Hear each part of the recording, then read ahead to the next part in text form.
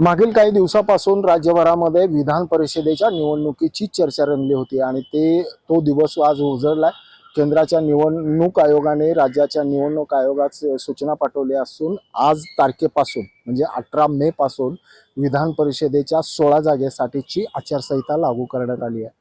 जवळपास ह्या विधान परिषदेच्या निवडणुकीचा कार्यक्रम बघितला तर आपल्याला लक्षात येईल की आज 18 मे पासूनची आचारसंहिता जरी लागू झाली तरी प्रत्यक्ष ही अधिसूचना 25 मेला जाहीर केली जाईल। त्याशिवाय उमेदवारी अर्ज भरण्याची अंतिम तारीख 1 जून असेल।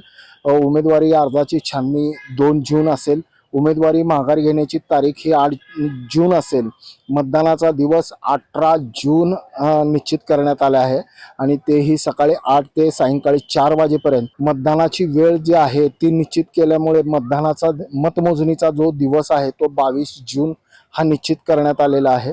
निवडणूक प्रक्रिया पूर्ण अंतिम तारीख जी आहे निवडणूक आयोगाने दिलेली ती 25 जून पर्यंत, म्हणजे जवळपास आज 18 तारीख आहे आणि ह्याच दरम्यान सोलापूर महानगरपालिकेच्या सर्वसाधारण सभेची अधिसूचना जाहीर करण्यात आली। त्याच्यामध्ये काही महत्त्वाचे विषय होते आणि त्याच अनुषंगाने आज पार्टी मीटिंग देखील आयोजित करण्यात आली होती। पण अधिसूचना आल्यामुळे येणाऱ्या 20 तारखेचा बोर्ड जो आहे तो सर्वसाधारण सभा जी आहे ती होणार नाही हे अगदी स्पष्ट आहे। आता होणारी ही जी काही पार्टी मीटिंग आहे ती देखील अगदी औपचारिक पद्धतीने चर्चा करून ती रद्द केली जाईल। पण ह्याच्यामध्ये जे काय निवडणूक प्रक्रिया आहे ही निवडणूक प्रक्रिया ही 1 महिनाभर ही राबवली जाणार आहे।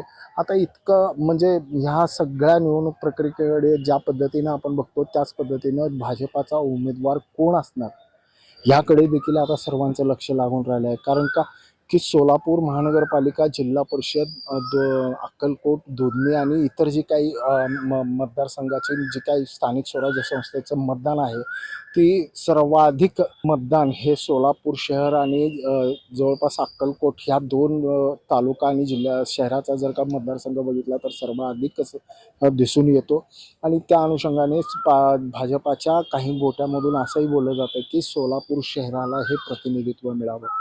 पण ग्रामीण भागाकडून प्रतिनिधित्व आलं किंवा वरिष्ठांनी तसा जर का निर्णय घेतला तर सोलापूरच्या आणि अक्कलकोटच्या स्थानिक स्वराज्य संस्थेच्या प्रतिनिधींना मतदान करणं हे बंधनकारक असणार आहे। या विधान परिषदेच्या कार्यकाळामध्येच अनेक महानगरपालिकेच्या ह्या प्रशासकीय धोरणात्मक निर्णयावर मात्र अंकुश येणार आहे। 1 महिनाभर प्रशासकीय कामकाज हे आचारसंहितेमध्ये असणार आहे आणि प्रशासकीय पद्धतीनं हे कामकाज चालणार आहे। पदाधिकाऱ्यांचा कोणताही हस्तक्षेप असणार नाही। ब्रेन न्यूज करता यासिन शेख सह नितीन पात्रे।